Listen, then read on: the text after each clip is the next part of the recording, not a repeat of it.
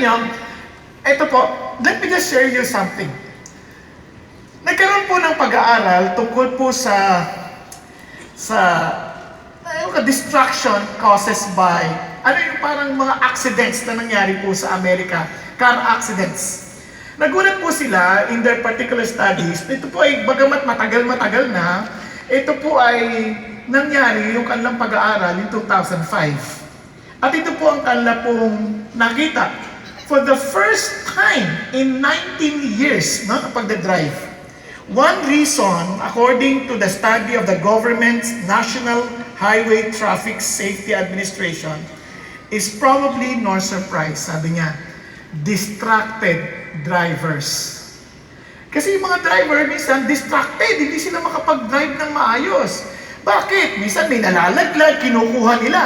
Sabi nila, 8 out of 10 accidents caused by distraction ay gawa nung pagpulot ng mga nalaglag. Hindi pa naman humihinto ang tao.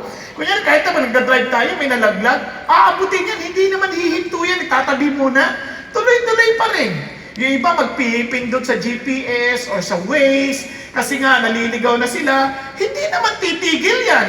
Samantalang kung tumigil ka sandali, at least alam mo kung lumagpas ka o hindi, di ba? Pero yun, itutuloy pa rin, kahit na lumagpas na, di mas malayo yung balik. Nakuha ninyo? Ganun ang tao kasi sobrang maraming distraction sa mundo. Kaya nagkaroon ng batas. Ano yung batas natin? Kahit sa Pilipinas, meron. Distraction driving law. Tama? Nakakatuwa. Bawal ang cellphone sa harapan, bawal ang maraming bagay. Hindi lang bawal yung asawa sa katabi.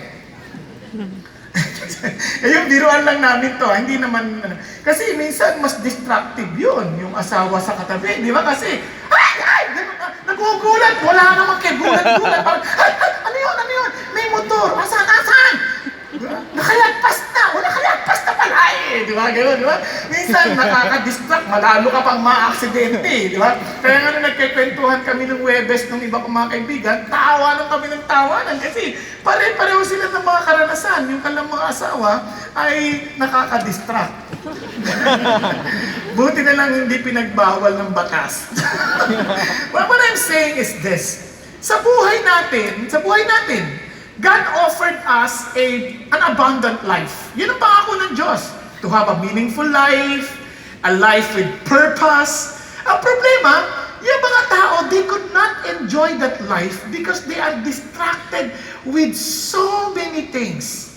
Sample, kunyari tumanggap tayo ng sweldo. Agad-agad nung nakatanggap tayo, in-offer, masayang-masaya tayo Ang saya-saya natin.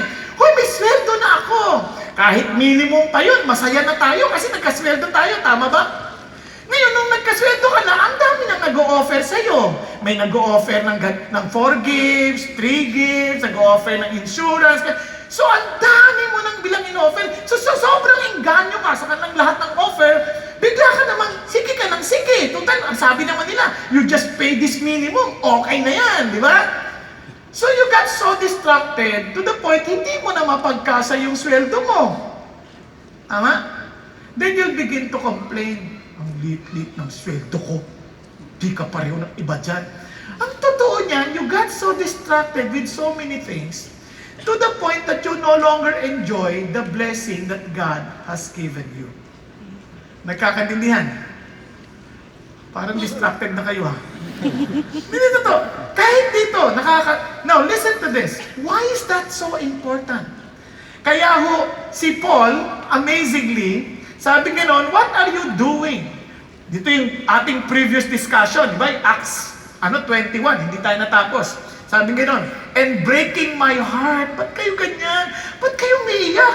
Dinudurog yung puso ko. Sabi niya, for I am ready not only to be bound, but even to die at Jerusalem for the name of the Lord Jesus Christ. Ibig sabihin, he was very much distracted. Tama? Hello? Andiyan pa kayo? Parang distracted siya with the feelings of these fellow believers, although they were very well-meaning, pero talagang, ano ba kayo? Meron akong, may pinagagawa sa akin ng Diyos that I have to go to Jerusalem. Tama? And sabi gano'n, in fact, narinig ninyo that I would suffer, but it doesn't mean that I should not go. Kahit nasabihin niyo pa magsasuffer ako, hindi naman sinasabi ng Diyos na hindi ako pupunta. Kaya please, huwag niyo nang ganyanin yung puso ko. Sabi Jesus. Now, continue. And since he would not be persuaded, look at the words, even Saint Luke, si Luke, yung kasama niya, we fell silent, remarking the will of the Lord be done. Di ba parang si Jesus? He was struggling because of, I am sorrowful at the point of death. Ano sabi niya? Not my will, but thy will be done. Hindi niya inalaw yung feelings niya, hindi niya inalaw yung sorrow, yung lungkot. Hindi niya inalaw yun to distract him, but to die in Jerusalem. Nagkakaintindihan tayo? Kaya kahit tayo, whenever God has something for you, a mission, make sure that you are not distracted with so many things kasi the world is offering us so many things. Yung ating oras, unti lang yan, 24/7 lang yan. Wala namang dito may 25 hours, tama ba? Ang meron lang yan, yung restaurant. Kaya lumiit sila kasi bawal yung sobrang walang pahinga. Now, 25 hours sila. Pero ito, 24/7, everyone has an equal number of time. But listen to this. Merong pinagagawang Diyos sa atin. And we cannot just use up all those times based on the distraction being offered before us ng mundo. Hello? Now, sample. Dito, habang kayo nakikinig, why did you come in the first place? Nung pumunta kayo sa CCF, why did you really come? To some of us, we came because we want to worship the Lord. Tama? Tama ba? Right. Tapos, minsan, distracted tayo by home. By the person next to us. Tulog na tulog. Ano ka ba? Huwag mo siyang distract. Natutulog siya. What I'm saying is, always go back to the very purpose why you came here. Tama ba? Unless the purpose you have is evil. Yun talaga, huwag mo nang ituloy. Nagkakaintindihan tayo? Now, balik na tayo ngayon. Kaya sabi niya, let the will of the Lord be done. Kaya ang ating pong topic, to continue, don't tap out, max out, is to focus on the truth that matters. Okay ba yan? You focus. So, pag-sabi sa katabi mo, focus. Focus. Focus on the truth that matters. Pag-sabi mo. Focus on the truth that matters. Focus on the truth that matters. Ulitin ko, kasi bakit? Sa dami ng offer sa mundo with all different information, hindi mo na alam kung sinong totoo sa hindi. But dito, napakabuti ng Panginoong Jesucristo. He revealed to us the truth. Kaya from the very beginning we came to know Jesus Christ, we experienced the truth. So focus on the truth that really matters. Alam niyo ba, isa sa mga attribute ng Christians is single-mindedness? Kaya kung alam mong Christian ka, kung meron isang bagay na i-describe mo, Christian, single-minded yan. Single-minded in what? In the pursuit of God. Kaya sabi ng Bible, they're blessed. Blessed are the pure in heart, for they shall see God. Ano ba ibig sabihin ng pure in heart? Huwag na kayong lumayo. Si James, the brother of Jesus, explained what it meant. Ano sabi niya? Draw near to God, and He will draw near to you. Look at the words. Cleanse your hands, you sinners, and purify your hearts, you double-minded. Napansin niyo ba? Hello, andiyan pa kayo? Kapag double-minded ka, hindi ka pure in heart. Ibig sabihin ng pure in heart, you are single-minded sa iyong pursuit of knowing and seeing God. Hindi maraming distraction. Kaya nga ayaw ng Diyos yung distraction. Alam niyo bakit? Pag sinabi mong anxious, ang tao, anxious. Ibig sabihin ng divided mind. Kaya sabi ng Bible, do not be anxious about anything. Kaya para hindi ka na divided mind, sabi niya, let everything, let your request be made known unto God. Di ba? Let made known to God. And with supplication, with thanksgiving. Tingnan niyo, balik and the peace of God, which surpasses all understanding. Look at the words. Will keep your heart and mind in Christ Jesus. Single-minded ka, focus ka lang kay Jesus. Okay ba? So, pag ikaw, bothered ka sa maraming bagay, nag-pray ka, at hindi ka pa rin nakafocus kay Jesus, hindi ka pa single-minded, tuloy ka pa rin, mag-pray ka pa din. Until you are single-minded. Okay? Kalabitin mo yung katabi mo. Are you single-minded? Are you single-minded? Single-minded. Are you Are you single-minded? Diba? I'm Are not you single. Single-minded in your pursuit of Jesus. Kaya ang challenge sa atin, focus on the truth that matters. Bakit po? Bakit truth? Tignan natin, sabi ng James and John, Jesus was saying to the Jews who had believed Him, if you continue in my word, then you are truly disciples of mine. Tama? Hindi lang yung, I believe. Dito na, kung magpapatuloy ka, talagang alagad kita. You are really my followers. Sabi niya. And you will know the truth. Ang ganda, no? And the truth will make you free. Isipin niya, sa daming offer sa mundo that will make you happy. Biglang hindi ka pala sasaya. Trial and error. Talo ka, sabi nun. But once you experience the truth, sabi niya, and you come to know the truth, sabi niya, the truth will set you free. Di ba sarap? Tama. Sino ba yan? Ano ba yung truth na yan? Ito pang ganda. Pag nalaman mo pa yung truth na yan, ito pang sabi ni Jesus, truly, truly, I say to you, if anyone keeps my word, he will never what? See death. Sabi niya, if you will continue in my word, the truth shall set you free.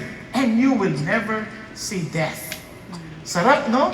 When time comes na parang malalagatong ka na ng hininga sa lupa, hindi ka nahihinga, hindi mo kailangang matakot dahil hindi ka mamamatay.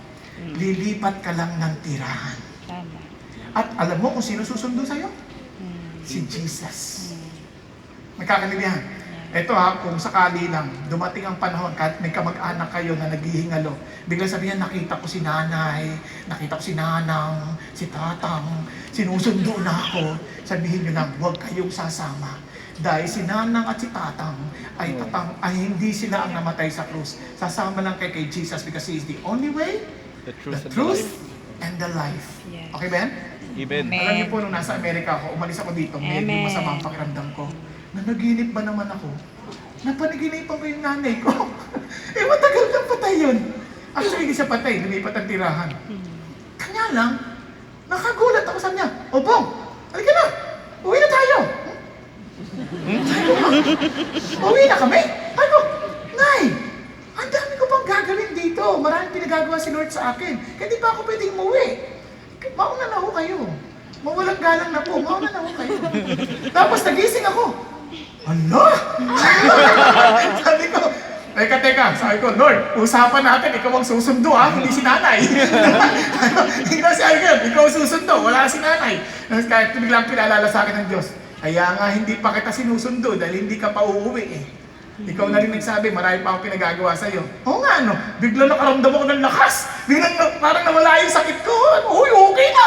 Ready na ako to preach ulit. Parang ganyan, di ba? Kaya kayo, ingat din kayo. Huwag kayo matutulog basta-basta. Baka mapanaginipan niyo si nanang, si tatang. Di ba? Akala niyo natutulog pa kayo, sinusundo na pala kayo. Di ba? Basta wag lang. Pag si Jesus, sama kayo. Pero pag hindi si Jesus, wag ha? Okay? Now, balik tayo. Bakit si Jesus? Sabi niya, I am the way.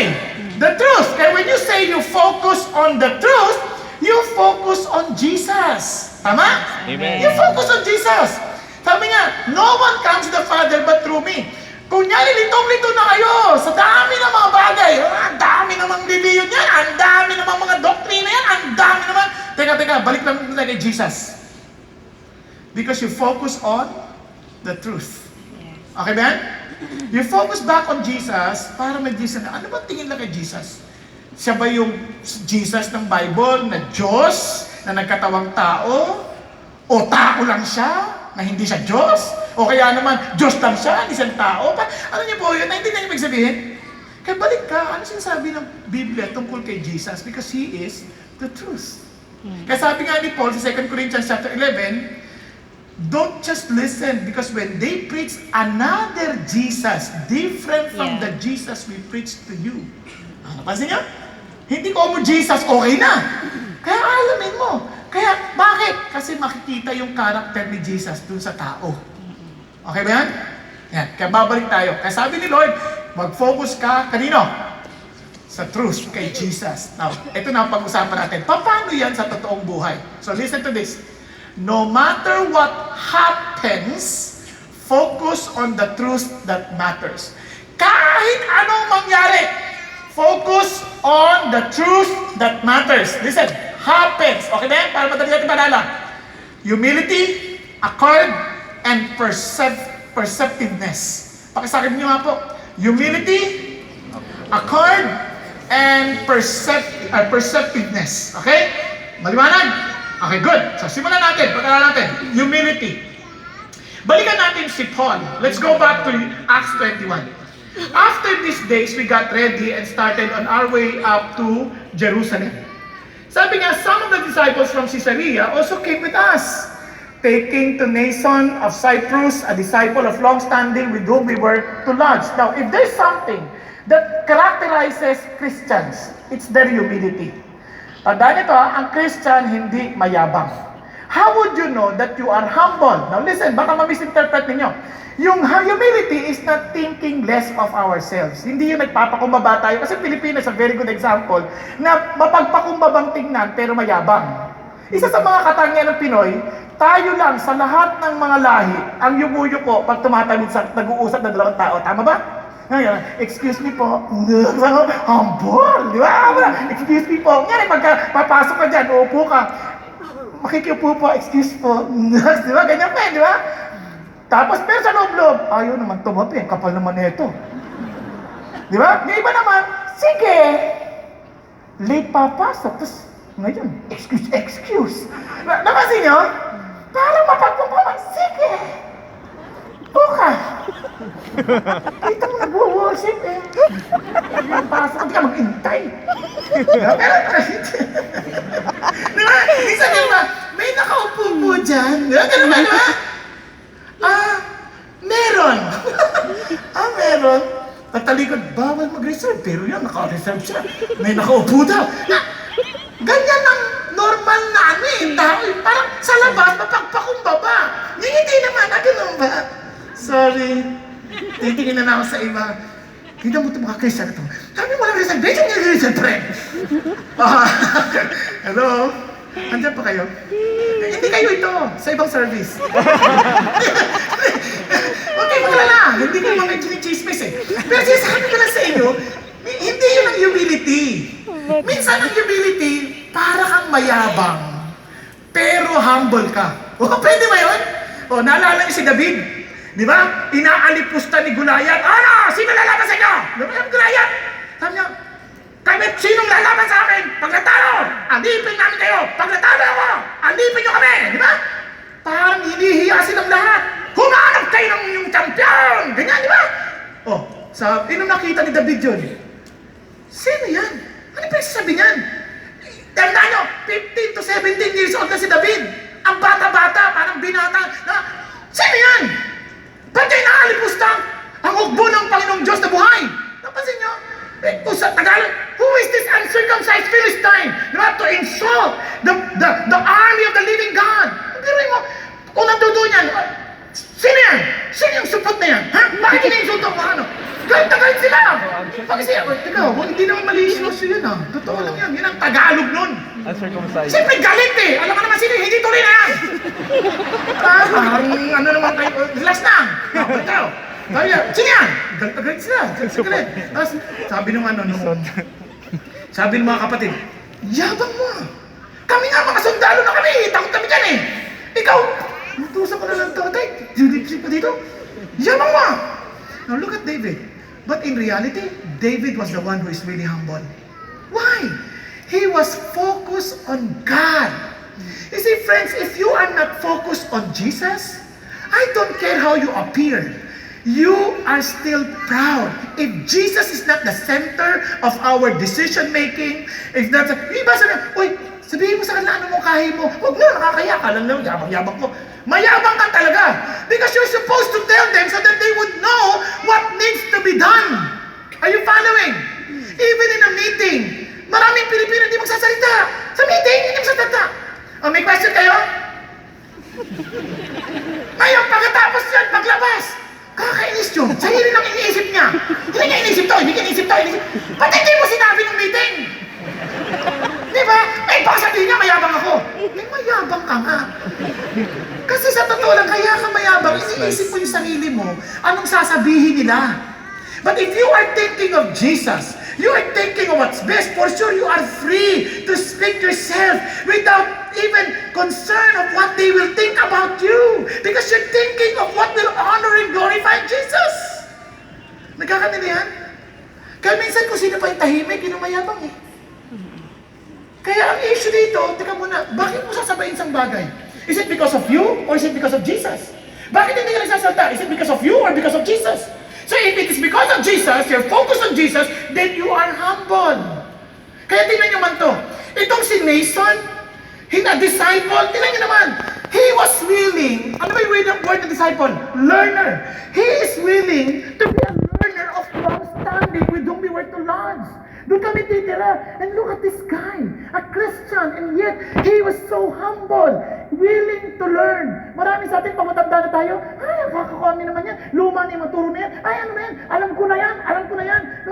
Teka muna, sa totoo lang, sa tagal mo nang nabasa, ako personally, sa dami ko nang nabasa sa Bible, ang tagal ko nang binabasa yung Bible, paulit-ulit, never ko pang nakita na alam ko na yung Bible. Bakit?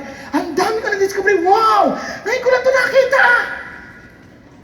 Nakuha ninyo? Ngayon ko lang ito napansin pag nakikinig ka sa pastor, kahit na sino pa man yan, ay, alam ko na yan, napag-aralan na namin yan. Then, makinig ka, hindi mo alam. Maybe God is telling you something else. Be humble enough if you really want to learn from God. Kaya ang maraming tao, they could not understand the truth, they could not stand strong for the truth and focus on the truth because they're too proud to hear and to see. Kaya humility is something so important. Tingnan mo si Paul. At his stature, reaching out the world and seeing so many achievements, look at him. He was willing to go to Jerusalem. For what purpose? Para dalhin yung offering. Bakit? He is part of the body. Parang utusan lang ako. These are the offerings from the Gentile Christians. I need this to bring to you because I need this to be a service to you because you need this. Kailangan nyo ito. Kasi isang katawan lang tayo. Kaya ganun siya ka-humble. He was thinking of the concern. And hindi lang yun. He was willing to report. Tingnan niyo po. After we arrived in Jerusalem, brethren received us gladly. Saya-saya kasi magkakapatid eh. And look, and the following day, Paul went with us to James. And all the elders were present. Kung isipin mo kung sa dami na na-accomplish ni Paul, in comparison to others, sabi nga ni Paul, kung sa accomplishments lang, by the grace of God, I am what I am. Kasi mas marami siyang na-reach out. Kasi dami niyang pinuntahan talaga. And he was willing, and with his education, with his caliber, yung talino niya, yung galing niya, yung alam niya, ang dami niyang na-ministeryon. Kaya niya makipagtalas-tasan sa mga Epicurean philosophers. Kaya niya makipagtalas-tasan sa mga Stoic philosophers. Ito, galing! And in his stature, listen to this, willing siya to report to the leadership. Why? Because he is humble. Kakaintindihan tayo? Tingnan niyo, papakita ko sa iyo ugali ni Paul. After learning, nagpipreach na siya, ano sabi ni Paul sa Galatians? Then after an interval of 14 years, tagal na 14 years I went up again to Jerusalem with Barnabas, taking Titus along also. And sabi niya, it was because of a revelation that I went up. And I submitted to them the gospel which I preached among the Gentiles, but I did so in private to those who were of reputation for fear, look at the words, that I might be running or had run in vain. Meron akong turo, meron akong revelation, pagbubunyag mo na sa Diyos, but I need to submit it to the elders, to the apostles, that I would know, tama ba itong narinig ko? Yung iba nga, pagka may narinig, wala akong pakialam sa inyo, basta si God ang nangusap sa akin. Bakit? Solo mo ba yung Holy Spirit? Ikaw lang bang kinagtagpo ng Diyos para, hindi ho, kaya nga may body. Naintindihan ninyo? Kaya kahit ako, hindi po ako nagpumilit magpastor. Bakit? The leadership must confirm my calling as a pastor. Hindi ko ba dyan, pakialam ko sa inyo kung ayaw nyo akong maging pastor, bahala kayo, basta ako pastor ako! Nangusap si God sa akin. Wala akong pakialam sa inyo. Ngayon, grabe, mga tao, nakabasa lang sa internet. Kaso mo, alam na nila lahat. Isa nga may sakit sila, magbabasa sa internet. Dok, mali kayo. Nabasa ko, ganito dapat yan, ganito dapat yan. Yung doktor na kinakausap mo, tumanda na yan. Sa pag-aaral. Ikaw kahapon ka lang nagbasa ng internet, magaling ka pa sa kanya. Paano mo nalaman ang katotohanan? Ano ka ba? Relax ka lang. Nakuha ninyo? Kaya ako ngayon, grabe. Ganon din sa pastor. May nakabasa gano'n. Hindi pa naman inaalam. Basta, grabe, mali yan. Hindi yan. Naalala ko, mayroon pang sasata. Prosperity teaching yan. Ano ba yung prosperity gospel sinasabi mo? Basta. Ano nga yun? Basta nga. Hindi mo pala alam eh. Ba't ka nasasata ng ganyan? Nakuha ninyo? Bago man lang, just respect. Bakit? Be humble enough to listen. Be humble enough to understand. Para lang naman din yung isda. Pagka kinain mo, tapon mo yung tinik. Diba? Kainin mo yung laman. Pero, kung malakas-takas ka, kagatin mo na, pati tinik. Nasa sa iyo yan. Ngayon, ibang sabihin, kakainin mo kahit may dumi. Ibang usapan na yun. Kapag di mo na kinikilalang si Jesus ang tagapagligtas, hindi mo na kinikilalang si Jesus ang tanging daan, hindi mo na kinikilalang si Jesus ang anak ng Diyos na siyang nagkatawang tao, yun obviously, hindi na isda ang pinag-uusapan doon. Lason na yun. Matutuloy ka pa ba? Naintindihan niyo yung sabihin?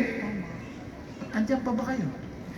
Kunyari, sinasabi niya na, ako ang anak ng Diyos. Ay, si Kipuloy yan. Ang sino mang hindi dumaan sa akin, hindi maliligtas. May tama na yan.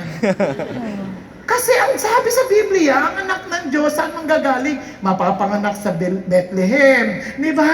Hindi sa Davao. Lalaki sa Nazareth, pupunta sa Egypt. Ngayon, kung ikaw galing ka ng Pilipinas, sasabihin mo, ikaw yung anak ng Diyos. Ay, anak. May-ari ng sanlibusan. Ang tatay mo. Palagay ko hindi si God. Nakuha ninyo?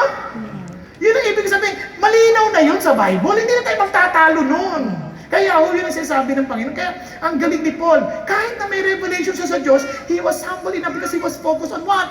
On the truth. These people, James, these are the very same people who walk with Jesus. And they knew the teaching. And they can balance me. They can tell me what's wrong with me. Because they too studied the Lord. Something, kaya mga Christians, be humble enough. Ito mga to, hindi naman ito mga loko-loko, hindi naman ito mga nakaw. Talagang they followed the Lord. And they gave up their lives. Then listen to these people. Hindi naman, and it was the Lord who ordained these people to be part of the leadership. Hindi naman yan, kanya-kanya lang. Kaya nga ang ganda ho, di ba, may plurality of leadership, makacheck mo bawat isa. Ngayon, kapag solo-solo ka na, kabahan ka. Bakit? Pag feeling mo ikaw lang ang tama, kabahan ka. Sabi ng Bible, ang humihiwalay, may sariling agenda. Nagkakaintindihan tayo? Hello? Andyan pa kayo?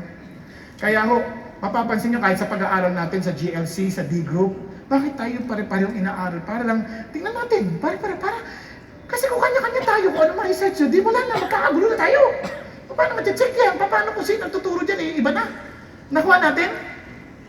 Hello? So if you want to focus on the truth, remain humble. Pakisabi sa katabi mo, remain humble. Remain humble. Sabi mo, remain humble. Remain Walang personalan. humble. Hindi yung, bakit? Mas magaling pa siya sa akin? Tinan niyo. Pag-isipan niyo mabuti. Hindi niyo napansin mga babae, pag may problema kayo, pa-counsel kayo pa-counsel. Tama? Hello? Tapos sabihin niyo, pag may problema sa asawa, Chita, magpa-counsel tayo kay pastor! Pag-counsel tayo! Pa-counsel. Alam mo bakit hindi sa lalaki uso yung pa-counsel? Kasi sa lalaki, meron tinatawag na nakakalalaki ka. Ang tawag dyan, yabang ng lalaki. Tama? Kaya nga maraming lalaki naliligaw. Bakit? Uy, magtanong na tayo. Ba't ka magtatanong? Baka malaman nilang naliligaw tayo. Napansin niyo? Kasi may sariling yabang. Now, kaya ang ganda ho, dahil pag naging Christian ka na, wala nang issue ng yabang. Kasi hindi na ito tungkol sa atin. Ang tanong, ito na tungkol kay Jesus. Imagine, eternity is at stake. Why will I gamble my eternity with my pride? Hello? Nagkakaintindihan? Kaya, if you want to focus on the truth, no matter what happens, anong gagawin mo? Remain humble. What does it mean?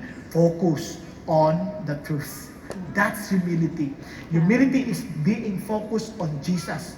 For Him to be increased and for us to be decreased. Nakakaintindihan? Are you still there? Pangalawa, mabilisan na sabi, accord. Tingnan natin po si Paul. Balikan natin siya. Ano sabi ng Bible when it comes to accord?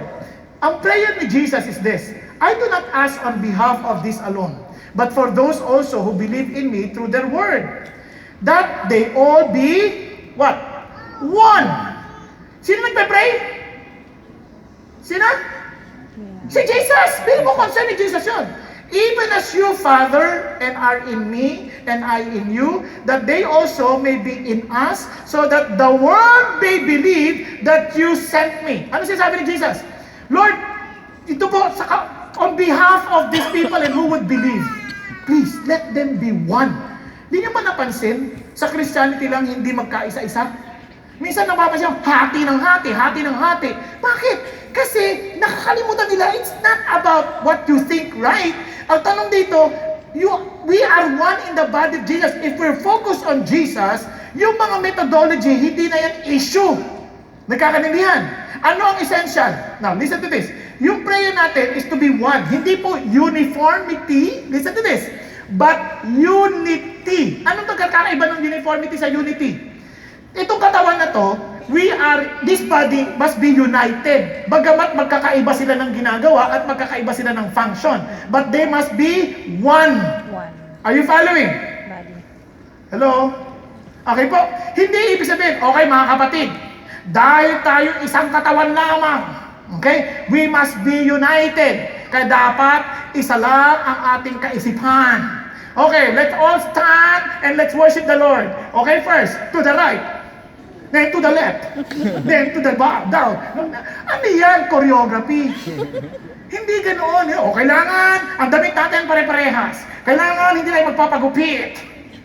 Tama na yung mga walang buhok. Inedit ka sa akin. Naintindihan niyo yung sabihin? Hindi uniformity. It is united in purpose. United in worshiping and glorifying the Lord. Hindi yan. Kasi ganito yan. Parang meron kang ibang gagawin. Kaya tuloy, nagkakatalo-talo. Alam niyo ba nagtatalo-talo yung mga tao sa ganyan? Nagtatalo-talo sila. Nagtatalo-talo. Paano ba magbautismo? Wisik ba? O lubog? Naintindihan niyo? Depende sa dami ng tubig. Ang hirap naman. Alam nga naman, halimbawa, yung pinapako sa krus. Lord, alalaanin mo lang ako. Pag namatay ako, Lord, Lord, sama niyo na ako sa inyong kaharian. Ano? O sabi, okay. Ngayon pala, kasama na kita. But I will baptize you first. Nakapako sila parehas! So, paano ibabaptize? Hindi obra. Meron. Kanya rin, naalala ko sa Japan, nag-baptize po kami, nakakatawa. Dahil wala ko talagang, hindi kami makapunta sa pool. Binaptize ko sa bathtub. Sa bathtub ko sila nagpunta. Siyempre, marami babae, hindi ako naglubog. Yung isang kasama namin kapatid, sabi, ikaw maglubog. Kasi kung saan ko mahawakan yan, dahil bathtub lang yan, diklit eh. Di ba? Kaya ingat din ako. Kasi, yun pa yung sabi naman, hindi naman kailangan uniform yan. Iba nga, gusto. But generally speaking, sa atin, siyempre, we immerse. Kasi it pictures dying. It pictures yung the death of Christ, the living again of new life, having a new life. Ngayon, pero pag wala, kunyari, mahihimatay na, talagang mamamatay, gihinga lang, gusto ko tabi si Jesus, gusto ko papatay. O, ano gagawin mo? Lulubog mo pa? Lalo, hindi na kayo ngayon. Diba? So, relax ka na. So, what I'm saying is this, hindi na yung pinagtatalunan. Ang pinagtatalunan si Jesus ba ang naging Panginoon ng buhay mo? Nagang inaamin mo ba na ikay makasalanan and yung kanyang kabayaran sa krus sa Kalbaryo, yun ang naging kabayaran ng kasalanan mo. So, wala tayong pag-uusapan. Nakuha ninyo? Lahat yung pinagtatalunan. Tingnan niyo, sabi ng Bible. Sabi nga, therefore, I'm a prisoner of the Lord. I implore you to walk in a manner worthy of the calling with which you have been called. Sabi nga, with all humility, humility and gentleness, with patience, showing tolerance for one another in love. In other words, being diligent to preserve the unity of the Spirit in the bond of peace. Because when we became Christian, whether you like it or not, we are already one in the body of Christ, but we are to preserve with all diligence that unity. Ingatan natin, wag nating i-overemphasize yung mga bagay that will divide us. Nagkakaintindihan? Yung yung tinatawag nila, sabi nga ni Pastor Vicky kanina, sabi niya, in major matters, in essentials, unity. In non-essentials, sabi niya, ano sabi niya?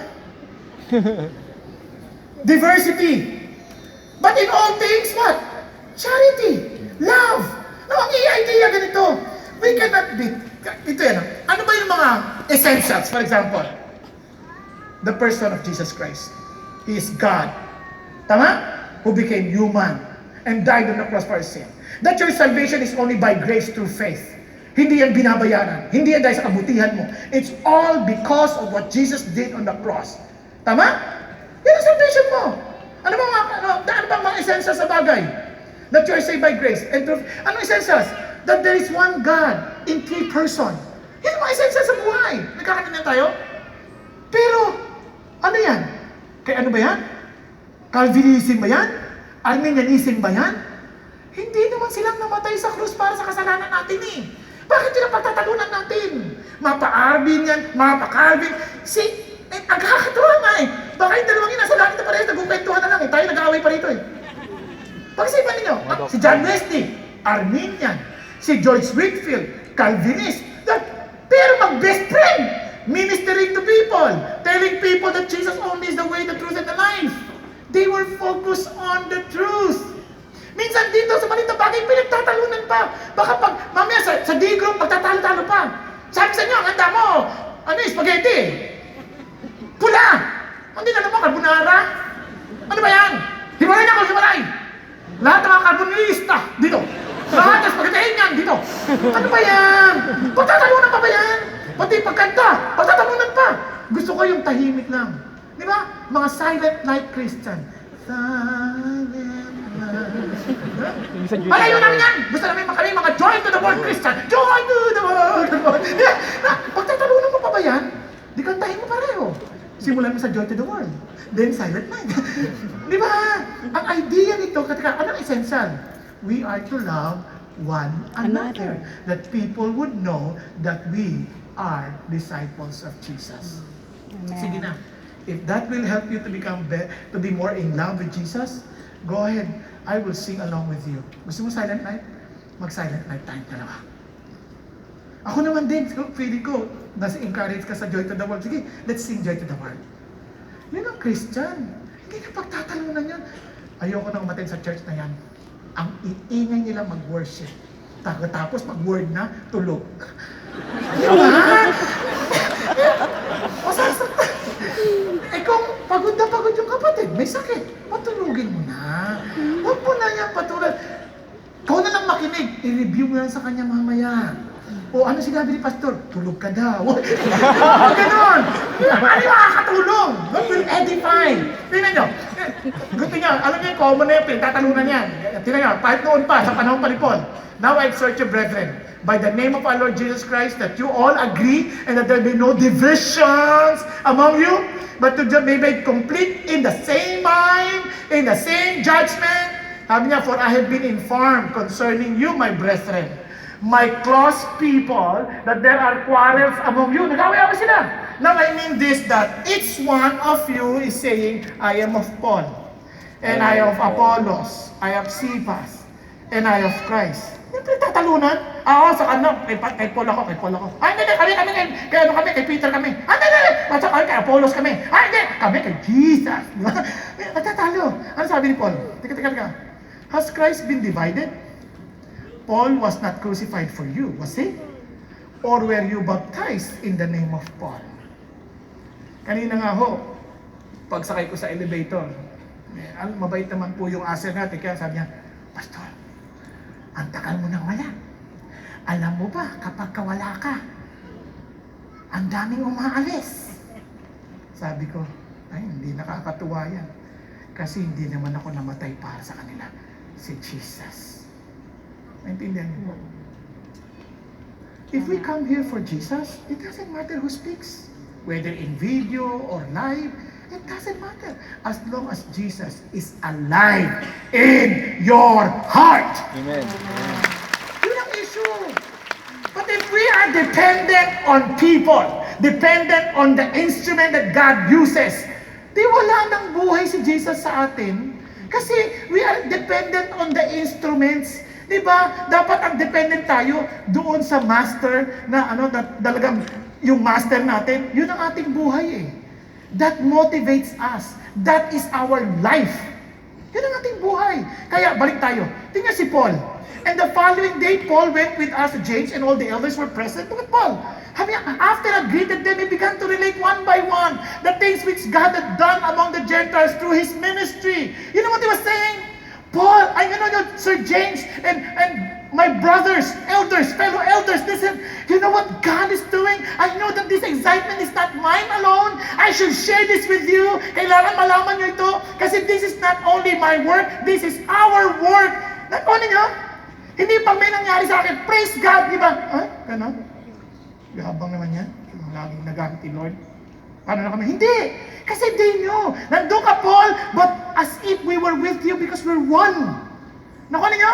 O, tingnan nyo, halimbawa, si Pastor Ricky kanina, he shared about what the Lord is doing in CPAG and in Elevate. Gusto mo mapanood? O, panoorin sandali. Panoorin sandali. And so this afternoon, I want to share with you a couple of encouraging stories. Is that okay? Let me tell you about Flor, a lady who grew up without a father because she was actually a product of rape. She grew up with her mother and her grandparents. Obviously, major things missing in her life. Her circumstances were very humble. She began partying and going out with friends at the age when many people start doing that. She got pregnant.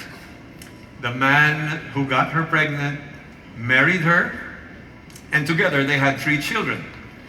And things seemed to be going okay until she discovered one day that her husband was into drugs. And that began the daily fights between Flor and her husband and the spiraling downward of their married life. I don't know what exactly Flor was thinking, but at one point in her life, perhaps, remember that old saying, if you can't beat them, Join them. join them. That's what she did. She joined her husband in the use of drugs. And before they knew it, they were not just users, they were pushers, they were sellers. And you know how dangerous that became in the Philippines when you were doing that for a living. It was only a matter of time until the husband got caught. He got thrown in jail. Flor got caught. A bit later on, she was also thrown in a jail. I'm unable to tell you what has become of her husband, but I'll tell you what has become of Flor.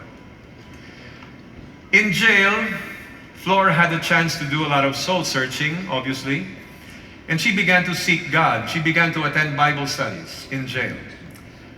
One day, there was a program that was launched inside the jail where she was. And by the way, she still is. That program is called CPAG. Anybody heard of CPAG? Simula ng Pag-asa. It's a very simple but very biblical program that the Lord allowed CCF to introduce to the government, and which many other Bible-believing churches are actually using to reach out to drug surrenderers. And so, when Flor joined the CPAG program, it changed. The Lord changed her life. Not the program, Jesus. And today, Flor, as you can see in this photograph with the faces blurred, she's now one of the many volunteers, facilitators of the CPAG program inside the prison. But let me tell you another thing. Flor is just one of maybe 200,000 people who have gone through or are going through the CPAG program. All of them inevitably hearing the gospel of Jesus Christ. So is God amazing or is He amazing?